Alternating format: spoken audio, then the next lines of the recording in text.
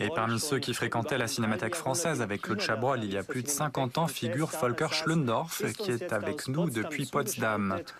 Bonsoir. Bonsoir. Comment avez-vous rencontré Claude Chabrol et quel genre d'homme était-il? Oui, c'était un homme très ouvert, très détendu, très amusant, qui mettait à l'aise ses acteurs. Moi, j'étais encore étudiant, j'avais 20 ans, 21 ans quand je l'ai connu, il avait 28 ans quand je l'ai rencontré à la Cinémathèque à Paris. On y voyait tous les soirs les films de Renoir, de Hitchcock, de Fritz Lang. Et puis, les débats étaient âpres sur la façon de faire le cinéma, de faire les films. Et Chabrol s'est toujours placé au-dessus de tous et a détendu souvent l'atmosphère par une belle plaisanterie. Je pense qu'il faisait la même chose sur le plateau de tournage. Cette qualité, en fait, elle transpire à travers tous ses films. Il a envie d'intéresser le public, ce n'est pas un donneur de leçons. Qu'est-ce qui caractérise l'œuvre de Chabrol selon vous? Vous en avez cité quelques-unes. Ces films sont très français. Et pourtant, en Allemagne, Chabrol a toujours été très aimé, très apprécié, parce que, en fait, il sert l'image de la France. Atmosphère familiale, beaucoup de bouffe, on parle beaucoup, ou alors ça se passe à Paris, c'est très élégant.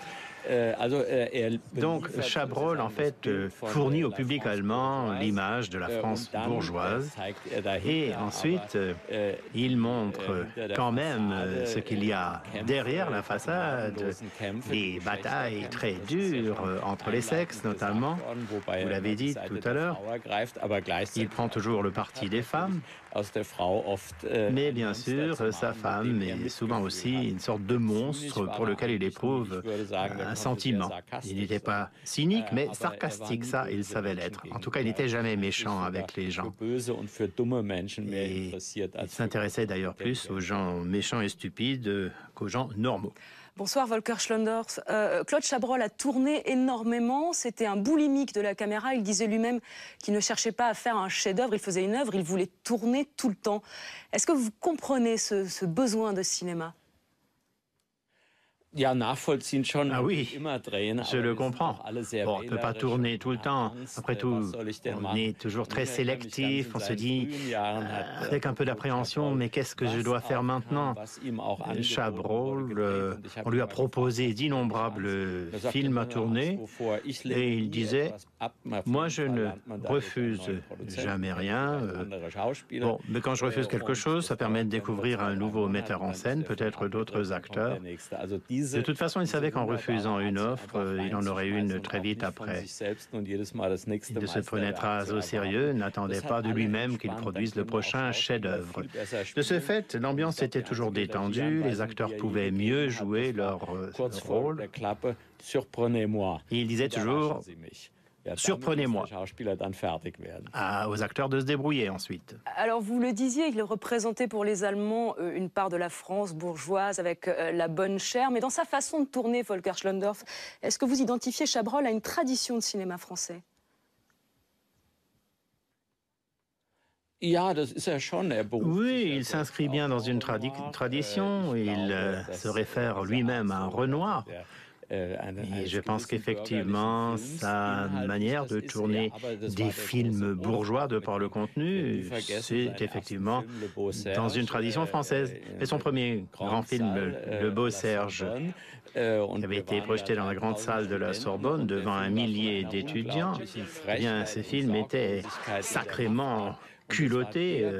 Il avait été fait, je dirais presque un peu à la légère, sans trop de soucis de la qualité française. Mais Chabrol s'en est tenu à ses règles. Ou plutôt, il disait, qu'est-ce que ça peut me faire, les règles? Moi, je fais ce que je veux, comme je le veux. Et tout ça a fait de lui un grand professionnel. Merci beaucoup, Volker Schlöndorff, de nous avoir accordé ces quelques instants en direct de Potsdam. Alors, les femmes, le charme discret de la bourgeoisie française. Il manque un troisième point pour compléter le tableau du cinéaste Chabrol, c'est le crime. Chabrol était un fan de polar, un fan d'Hitchcock, et le crime dans tous ses films a toujours eu une fonction capitale.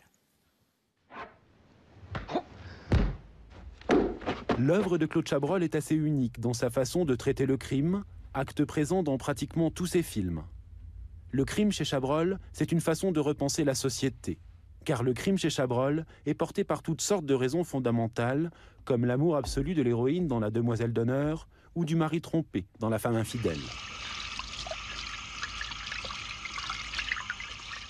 Le crime peut être à l'inverse aussi celui de l'envie et l'ignorance des héroïnes de la cérémonie. La nature humaine, dans sa remarquable évolution, n'en est pas encore tout à fait au moment où on respecte complètement et totalement l'autre. Enfin, c'est pas une raison pour leur tirer dessus. Je ne sais pas, je ne suis pas dans le cas. Peut-être que si. Je suis heureux d'être...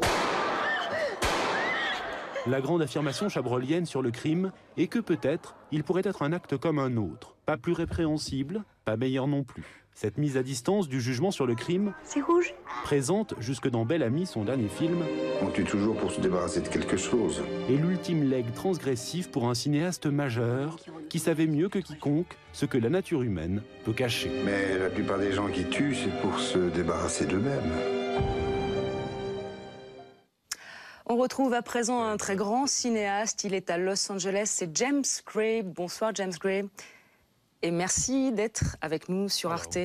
Alors vous êtes le réalisateur entre autres de Little Odessa, de La nuit nous appartient, de Two Lovers, et vous êtes un grand admirateur de Claude Chabrol.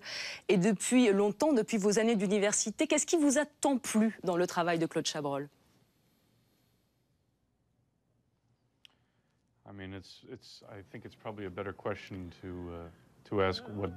Je pense qu'il faudrait plutôt demander ce qui ne m'a pas plu dans le travail de Chabrol. J'ai beaucoup aimé son honnêteté, sa droiture, son humour aussi, son cynisme aussi. Mais ces films contiennent aussi beaucoup d'amour. Donc il y a beaucoup de choses qu'on peut aimer chez Chabrol. Votre première rencontre avec un film de Chabrol, c'était quoi?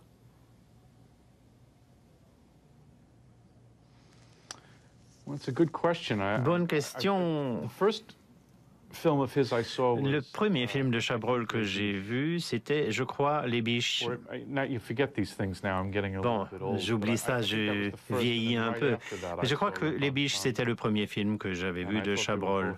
Puis j'en ai vu d'autres, je les ai tous trouvés excellents. Et je crois qu'il a tourné des films parmi les plus grands jamais tournés. Est-ce qu'on peut dire que vous partagez tous les deux avec Claude Chabrol un goût de la sobriété? Dans vos films, à vous également, tout n'est pas dit, tout n'est pas livré clé en main au spectateur. Et c'est la même chose chez Chabrol.